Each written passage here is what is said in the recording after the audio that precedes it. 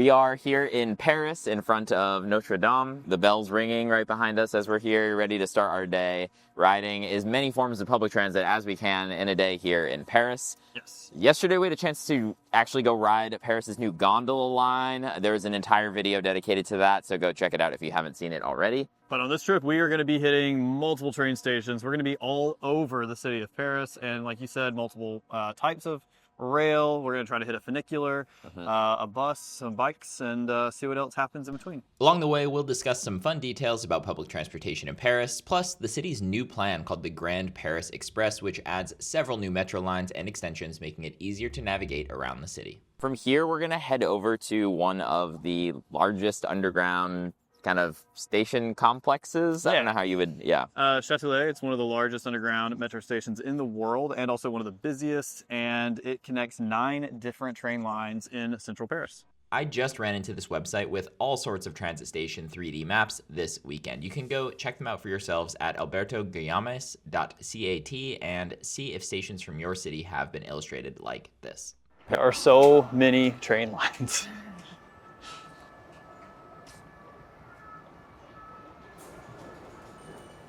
It is an absolute maze down here. A lot of tunnels. Yes. We navigated through the station and boarded a number 1 metro headed towards La Défense. If you haven't liked this video yet, please consider doing so. It helps get the show to new people. We rode the 1, and we only went up a quick stop here just because we wanted to show off some of the different stations. We are currently below the Louvre, and you can tell when you look around the station that we're below the Louvre. A lot of the stations, or a couple of the stations on the 1 line actually are themed, and we think this one's one of the cooler themed stations. Yeah. So definitely wanted to see it. And because the frequencies are so good, it was very easy for us to be like, oh, let's just get off the train, and there's another one. They're loud. There's another train only about 3 minutes away. In addition to the station here at the Louvre, there are a ton of unique stations included in the Paris Metro, and we'll see a few more of them throughout the day. A very different choice from the design of the metro system in Washington, D.C., which we made a video about last year. So we got back on the number 1 metro and rode it all the way to the end here at La Défense. It was a pretty smooth ride all the way out. That is one of the automated trains in the system, which is pretty unique. You'll also see that there was platform screen doors at every single stop along the entire line, which was pretty impressive. Yeah. We haven't seen those on the show before necessarily. No, I don't think we've really seen many of them. Some other cool things about the 1 line, it was the first metro line in Paris, which opened in 1900. And one of the reasons why they built this line was because, 1, Paris is becoming a modern city, but also the Great Exposition was happening, and you wanted to connect all of those sites along it. The 1 line, if you have ever visited Paris, or if you will visit Paris in the future, you're definitely going to take it because it is one of the main tourist lines where you can see the Louvre and the Arc de Triomphe, or if you want to come out to La Défense, I don't think many tourists come out here. Yeah, and this area is like very modern looking. It looks like lots of office towers, things like that. You have the giant monument / building as well out here. Very different vibes than in the city center area of Paris. Yeah. Another unique thing about the 1 line that we took to get out here, it is a rubber-tired metro. We're going to see these a couple times throughout the episode. This was one of the earlier rubber-tired metros. Paris is sort of unique in this. I know Mexico City and a couple of other cities have these, but Paris has really leaned into the rubber-tired metro. Yeah, I'm still a little like I've like read the reasons why they're like places do it. I'm still a little confused if I'm being honest because it. Like one of them was noise. It doesn't feel quieter to me. It feels maybe smoother in some areas. I don't know. I think we'll ride a couple more of them today and then revisit what we think about them. Yes. La Défense is also a major transit hub on the outer edge of Paris. You have both the metro served here. You have a ton of buses. There's a tram that serves this area, as well as the RER, which is kind of the more regional trains that serve the greater Paris area. And that is actually what we're going to check out right now. We are going to get on one of those RER trains to head towards Saint-Lazare. Saint-Lazare. One small correction, we did say that we were jumping on an RER for the L train. The L train is actually a Suburban train that's going to take us from La Défense over to Saint-Lazare.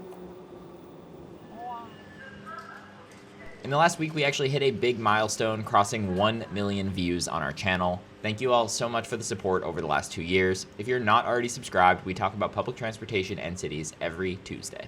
This train feels a little fancy. It's nice. The lighting feels The like blue light behind good, you over yeah. there. Lots of digital displays. It's quiet. Actually, like the lights up above, they're like, it's probably hard for it to come through on camera now that we're in the light. They're just like just the right amount. Right. Very soft. We made it from La Défense to Saint-Lazare. And this is actually Paris's oldest train station, built in 1837. Yeah, and it is one of 6 terminus train stations around Paris. We've kind of talked about the potential for different cities that have multiple terminus stations to connect them in a past episode where we specifically talked about Boston's North and South Station. Paris has 6 of these different ones around the city. They are very well connected into the rest of the system, though, and that's kind of what happened when they were being built out by the different competing train companies at the time. They all had their stations kind of on the edges of the city, and then folks would be able to connect into the metro and other modes of transit from there. Yeah, so from here, we're going to check out this station, look around a little bit before we hit our next stop.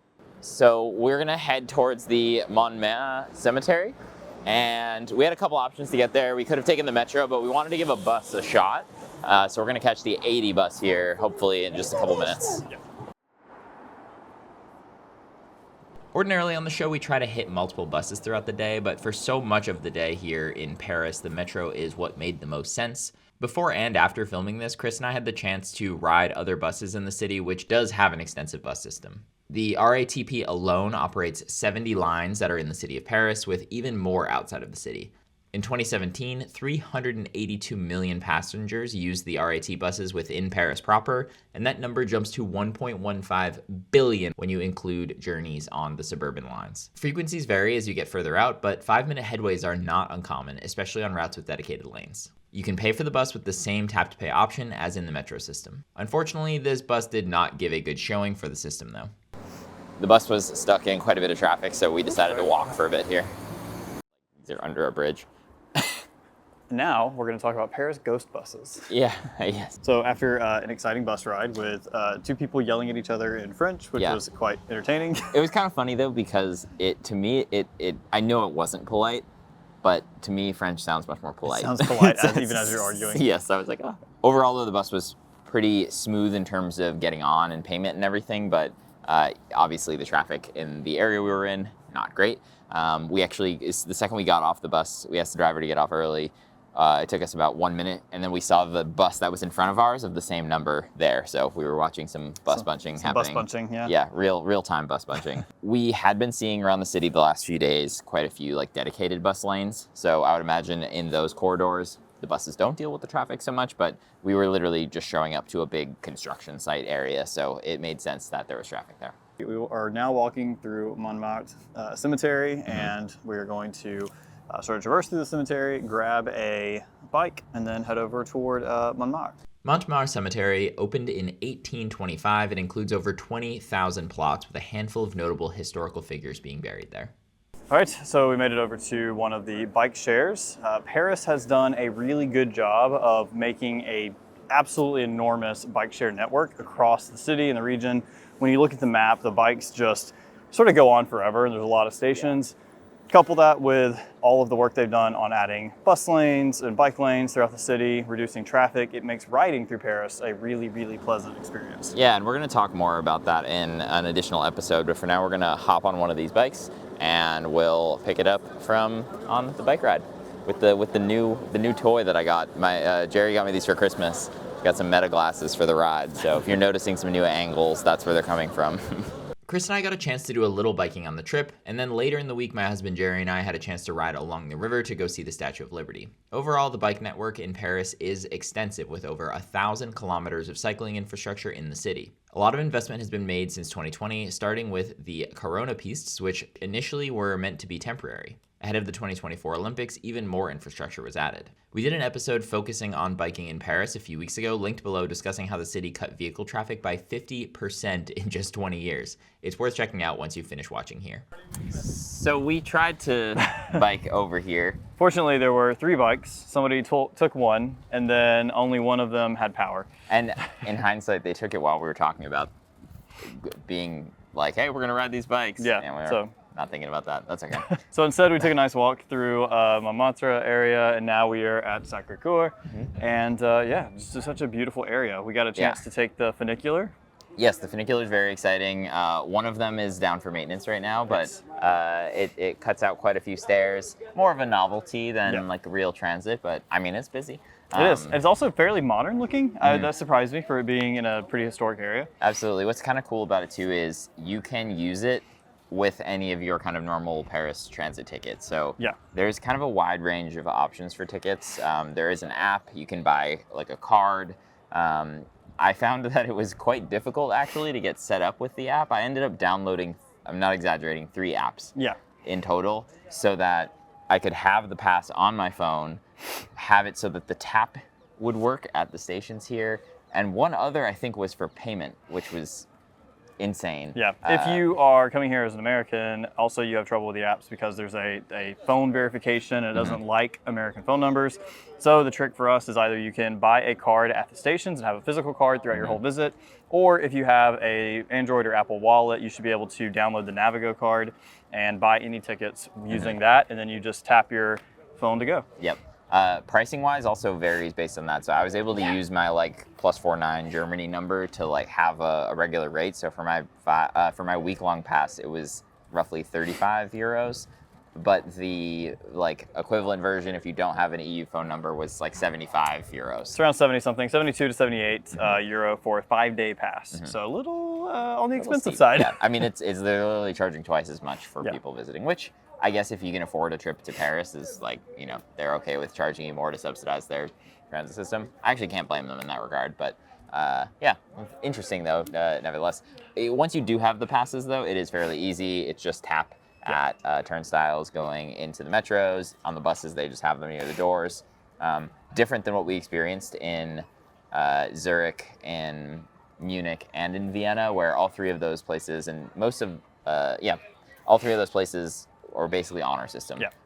Here there are fare gates everywhere. And also we've had our fare checked here as well. Yesterday we were leaving a station and there were people with portable kiosks just making sure that you did have a valid ticket. Didn't jump over a turnstile. So don't jump over turnstiles. Don't do it anywhere, but don't do it here. Also, another cool thing about the Montmartre neighborhood area, the streets are really narrow, and so the buses here have had to adapt to narrower streets, and you will see a couple videos of just shorter buses. They're actually really cool, but they look just like the larger buses, just a little smaller, and they're just mini buses, and they wind their way through this neighborhood. From here, we're gonna check out 2 train stations that are very close together, and we'll give you a little bit more of background there. All right, we made it to Gare du Nord. This is the essentially north station for Paris. If you want to go anywhere north of the city, this is where you go. So the Eurostar departs from here, where you can go from Paris straight to the London city center at St. Pancras. You can also go to Belgium, the Netherlands, some places in Germany.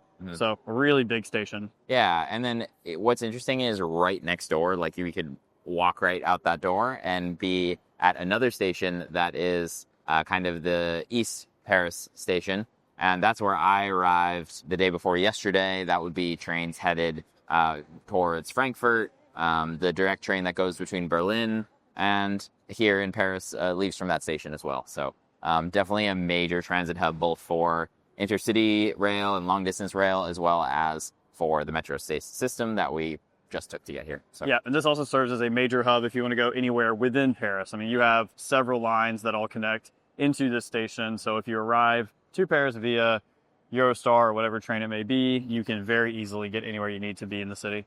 We just finished up some lunch. Gonna keep moving so I don't fall into a food coma here, probably over 8. Yeah, 5 Guys, maybe not the best thing if we're now gonna be traveling across the city. Yes. Speaking of the number 5 though, we're gonna get on the number 5. That was so convenient. That was good. And we will have one transfer on our way to go check out the Bastille. Yes. So this is actually the first train station we've been in today that didn't have the barriers in between the train and the platform. And the reason for that is this is actually a non-automated train. So still has a driver, still very manual. All the automated trains, they all have those barriers so that people don't fall into the train, because when it's a driver train, they have to check and make sure everybody's clear of the platform before they take off. That being said, there are some systems that have drivers that are installing the platform screen doors for the same safety reasons, and also like someone tripping and falling, someone being pushed, all that sort of stuff. We have a ton of fun ideas for 2026. Help us make them a reality by supporting the show on Patreon, linked below. We are here at the Bastille Monument. This is the site of where the former Bastille prison was, and in 1789 it was stormed, and it was kind of what really ignited the French Revolution initially. To get here, we rode the number 5 metro train from Gare du Nord, and we had to make a transfer here anyway to get on what is Paris's newest metro line that we're going to be talking about shortly, and we figured we would make the stop here. From here, we're going to try to make our way towards the newest metro line in Paris, which is the number 14. To get there, we do have to transfer onto the number 1, and then at the station called, we will transfer at Gare de Lyon to get onto that train. It might sound like a lot of transfers to be going between all of these things, and historically, Chris and I have been fairly negative when talking about transfers, to the point where I'll insert the username below. I'm blanking it off the top of my head here, but someone has commented on several of our episodes saying that we're thinking wrong about transfers, and when you are in a city like Paris where the metros run so frequently, we're talking, generally better than 5-minute frequencies on a lot of the stuff,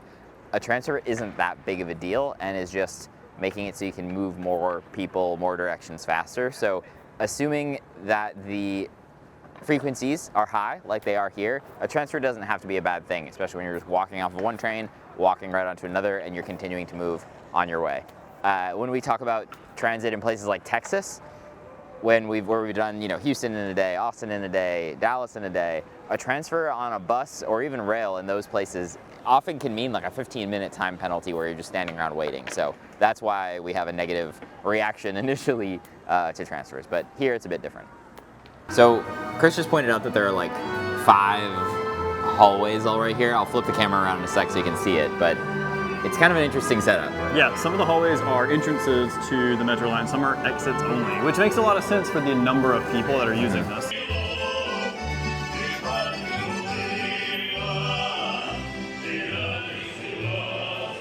We boarded our number 1 train and rode just one stop to Gare de Lyon.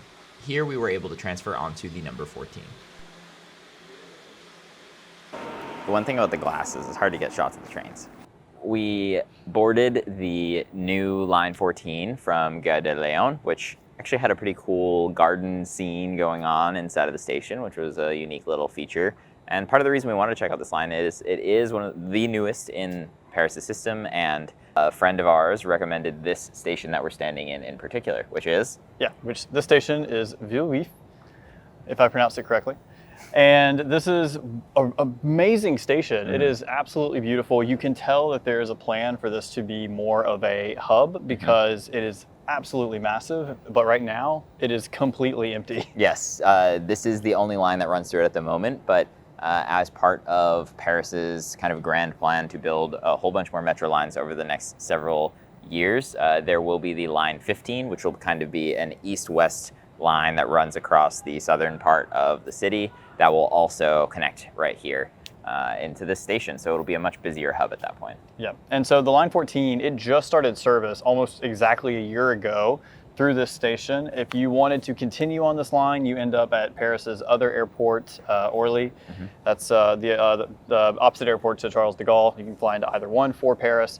But the train ride getting over here was really nice. The trains were brand new. The signage was very impressive. Probably the best signage I've seen on an actual metro line. Yeah, I mean, the wayfinding was like crazy. They literally showing you on the map exactly where you were as the train was moving, showing you next stops, showing you potential connections. A nice mix of geographic and diagrammatic maps. Yes, if you don't know what those are, you can go back and watch our mapping episode about them.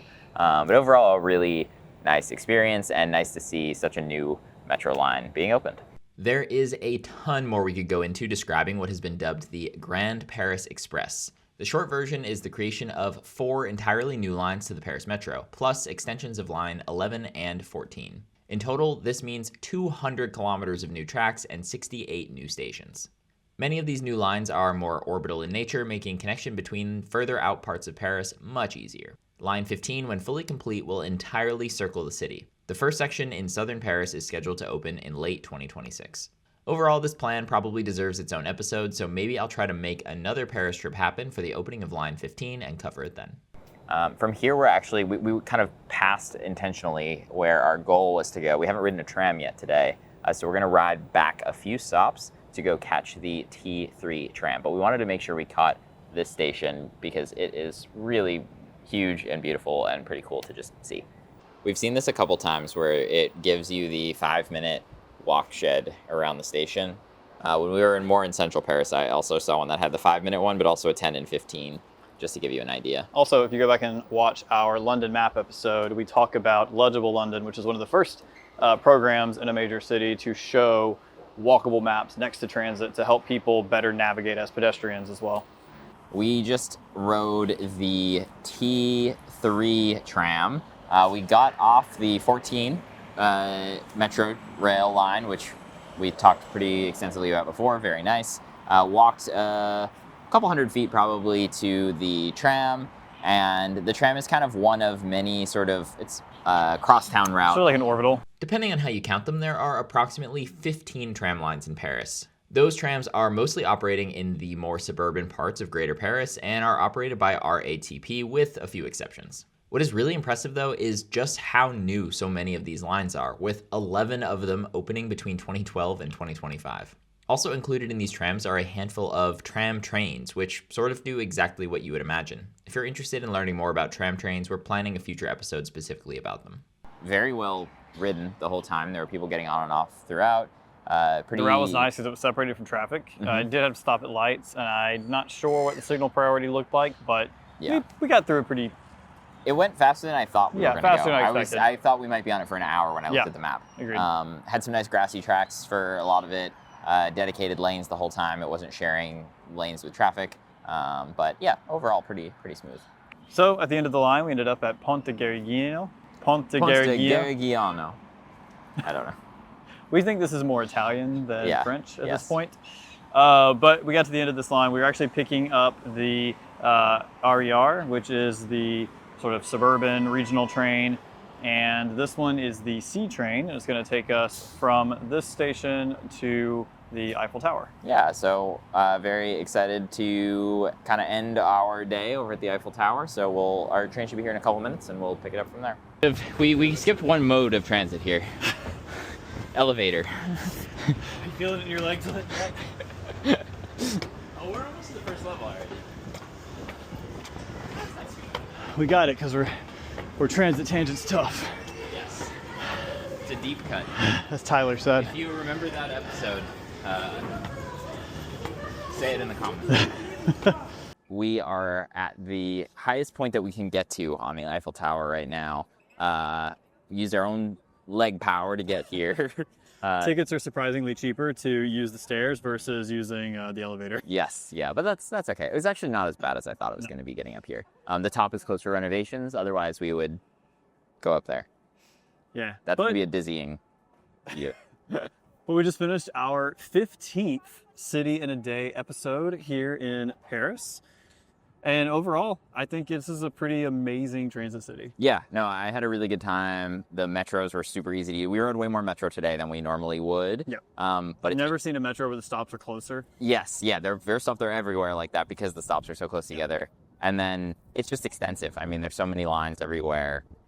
Occasionally you might get recommended a bus, but it's also just like a 5-minute walk and then you're on a metro. So definitely very accessible from that regard. Absolutely. So if you found this interesting, please go ahead and leave a comment. Let us know what we missed. Let us know what you thought was really cool about Paris, or if you've been here, tell us about your experiences. And if you want to support the show directly, the best ways to do so are via our Patreon, buy us a coffee, but you can also just subscribe to the channel, send an episode to a friend, and that all helps us out. Helps us get to our 16th city. Yes, which is to be determined. We don't have a specific one in mind yet. We got to get on that. But if you want us to come to your city, put it in the comments also. Yes. With all that being said, though, thank you all so much for watching, and enjoy the rest of your Transit Tangents Tuesday.